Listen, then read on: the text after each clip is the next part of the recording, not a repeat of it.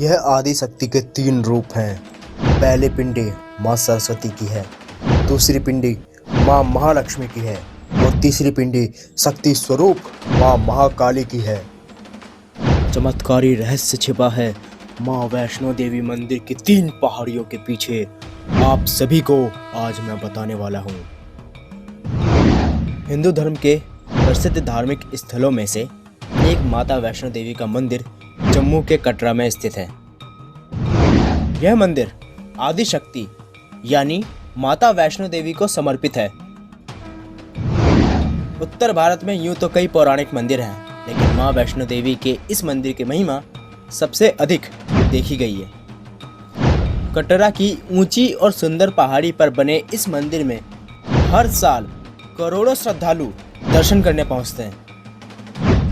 एक साल में 2 बार चैत्र और शारदीय नवरात्रि पर इस मंदिर में श्रद्धालुओं का भारी जमावड़ा देखने को मिलता है। माता के इस मंदिर में भक्त जय माता दी के जयकारे लगाते हुए आते हैं। यहाँ भक्तों का हर्षोल्लास, उनकी खुशी देखने वाली होती है। लेकिन माता के इस मंदिर का इतना महत्व क्यों और इस मंदिर की कहानी क्या है, आइए मैं आपको बताता हूँ। क्या है माता वैष्णो देवी की कहानी, चलो पहले इसको जानते हैं। माता वैष्णो देवी मंदिर से जुड़ी एक पौराणिक कथा काफी प्रचलित है, जिसके अनुसार वर्तमान कटरा कस्बे से 2 किलोमीटर की दूरी पर स्थित हंसाली गांव में माँ वैष्णवी के परम भक्त श्रीधर रहते थे, जो कि निस्संतान थे। उनकी कोई भी संतान नहीं थी। संतान ना होने का दुख उन्हें पल पल सताता था। किसी ने उन्हें कहा कि अगर वे घर पर कुछ कुंवारी कन्याओं को बुलाकर उनकी पूजा करेंगे, उन्हें भोजन कराएंगे, तो उन्हें संतान का सुख प्राप्त होगा। सलाह मानकर श्रीधर ने एक दिन अपने घर में कुछ कुंवारी कन्याओं को बुलाया, लेकिन उन्हीं में कन्या के भेष में माँ वैष्णो देवी भी थीं। तो उनकी उपस्थिति से भक्त श्रीधर अनजान था। श्रीधर ने सभी कन्याओं के पांव जल से धोए, उन्हें भोजन कराया, उनसे आशीर्वाद प्राप्त करते हुए उन कन्याओं को विदा किया। भक्त श्रीधर की कहानी क्या है, थोड़ी ये भी जाननी चाहिए। सभी कन्याएं तो चली गई, लेकिन माँ वैष्णो देवी वहीं रही और श्रीधर से बोली, आप अपने और आसपास के गांव के लोगों को अपने घर भंडारे का निमंत्रण दे आओ। कन्या की बात सुनकर श्रीधर पहले तो कुछ दुविधा में पड़ गए कि एक गरीब कैसे इतने सारे लोगों को भोजन करा सकता है, लेकिन कन्या के आश्वासन पर उसने गांवों में भंडारे का संदेश पहुंचा दिया। एक गांव से गुजरते हुए श्रीधर ने गुरु गोरखनाथ व उनके शिष्य बाबा भैरवनाथ को भी भोजन का निमंत्रण दे दिया।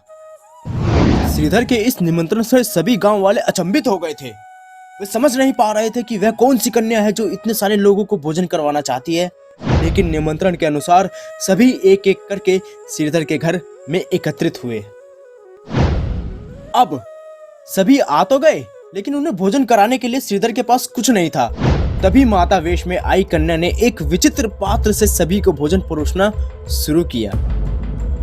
और जब भैरवनाथ आए तब पता है क्या हुआ। भोजन परोसते हुए जब वह कन्या बाबा भैरवनाथ के पास गई तो उसने कन्या से वैष्णव खाने की बजाय मांस, भक्षण और मदिरा पान का अनुरोध किया। उसकी यह मांग सुन सभी चकित रह गए। वैष्णव भंडारे में मांसाहार का भोजन होना असंभव है, किंतु भैरवनाथ तो हट करके बैठ गया और कहने लगा कि वह तो मांसाहार भोजन ही खाएगा, अन्यथा श्रीधर उसके श्राप का भोगी बन सकता है। इस बीच कन्या रूप में आई माता समझ चुकी थी कि भैरवनाथ छल कपट से श्रीधर के भंडारे को नष्ट करना चाहता है। उधर भैरवनाथ भी जान चुका था कि यह कोई साधारण कन्या नहीं है। तत्पश्चात भैरवनाथ ने देवी को पकड़ना चाहा, लेकिन देवी तुरंत वायु रूप में बदल कर त्रिकुटा पर्वत की ओर उड़ चली। भैरवनाथ भी उनके पीछे पीछे गया। फिर वैष्णो देवी माँ ने ली हनुमान जी की मदद। कहते हैं जब माँ पहाड़ी की एक गुफा के पास पहुंची तो उन्होंने हनुमान जी को बुलाया और उनसे अनुरोध किया कि अगले 9 माह तक किसी भी प्रकार से भैरवनाथ को व्यस्त रखे और देवी की रक्षा करे। आज्ञा अनुसार 9 महीनों तक हनुमान जी माता की रक्षा के लिए भैरवनाथ के साथ इस गुफा के बाहर थे। पौराणिक तथ्यों के अनुसार हनुमान जी ने गुफा के बाहर भैरवनाथ से युद्ध भी किया था। लेकिन जब वे निढाल होने लगे तब माता वैष्णो देवी ने महाकाली का रूप लिया और भैरवनाथ का सिर काट दिया। यह सिर भवन से 8 किलोमीटर की दूरी पर त्रिकुटा पर्वत की ओर भैरव घाटी में जाकर गिरा। आज इस स्थान को भैरवनाथ के मंदिर के नाम से जाना जाता है। माता वैष्णो देवी के भक्तों के बीच यह मान्यता है कि जो कोई भी देवी के मंदिर दर्शन करने को आएगा वह लौटते समय बाबा भैरव के मंदिर भी अवश्य जाएगा, अन्यथा उसकी यात्रा असफल कहलाएगी। इसके पीछे भी एक कहानी है। कहते हैं कि अपने किए पर पछतावा होने पर भैरवनाथ ने देवी से क्षमा मांगी और बदले में देवी ने कहा कि जो कोई भक्त मेरे दर्शन करने इस पवित्र स्थल पर आएगा वह तुम्हारे दर्शन भी अवश्य जरूर करेगा, अन्यथा उसकी यात्रा पूरी नहीं कहलाएगी। अब भक्त श्रीधर को मिली 3 पिंडियां। जिस गुफा में देवी ने तपस्या की थी उसे अर्धकुंवारी गुफा के नाम से भी जाना जाता है। इस गुफा से ठीक पास बाण गंगा है। यह वह स्थान है जहां तीर मारकर माता ने प्यासे हनुमान की प्यास बुझाई थी। वैष्णो देवी मंदिर आए भक्त इस जलधारा पर स्नान अवश्य करते हैं। यहाँ के जल को अमृत माना जाता है। वैष्णो देवी मंदिर के गर्भगृह में माता की 3 पिंडियां विराजित हैं। कहते हैं भैरवनाथ को क्षमा देने के बाद देवी इन 3 पिंडियों में परिवर्तित हो गई थी और हमेशा के लिए कटरा की इस पहाड़ी पर बस गई। भक्त श्रीधर जब कन्या रूपी देवी को खोजने पहाड़ी पर आया तो वहां उसे केवल 3 पिंडियां मिली।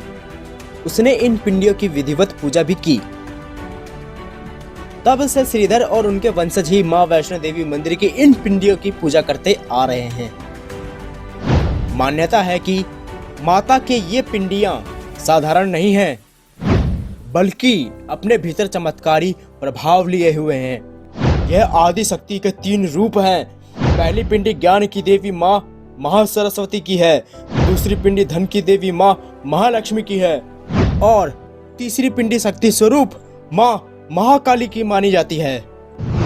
ऐसी मान्यता है कि जो भी भक्त दिल से इन 3 पिंडियों के दर्शन करता है उसे ज्ञान, धन और बल तीनों की प्राप्ति हो जाती है। ये तो था माता वैष्णो देवी मंदिर का इतिहास। अब मैं आपको कुछ रहस्यों के बारे में बताता हूँ। आपने अगर माता के दरबार में हाजिरी लगाई है तो आपको याद होगा कि माँ का निवास पर्वत पर एक गुफा में है। भक्तों की लंबी कतार के कारण आपको पवित्र गुफा के दर्शन का काफी कम समय मिला होगा। इसलिए इस गुफा के बारे में कई बातें हैं जो आप नहीं जान पाए होंगे। तो चलिए आज जान लेते हैं। माता वैष्णो देवी के दर्शनों के लिए वर्तमान में जिस रास्ते का इस्तेमाल किया जाता है वह गुफा में प्रवेश करने का प्राकृतिक रास्ता नहीं है। श्रद्धालुओं की बढ़ती संख्या को देखते हुए कृत्रिम रास्ते का निर्माण 1977 में किया गया। वर्तमान में इसी रास्ते से श्रद्धालु माता के दरबार में प्रवेश करते हैं। कुछ किस्मत वाले भक्तों को प्राचीन गुफा से आज भी माता के भवन में प्रवेश का सौभाग्य मिल जाता है। दरअसल ये नियम है कि जब कभी भी 10,000 के कम श्रद्धालु होते हैं तब प्राचीन गुफा का द्वार खोल दिया जाता है।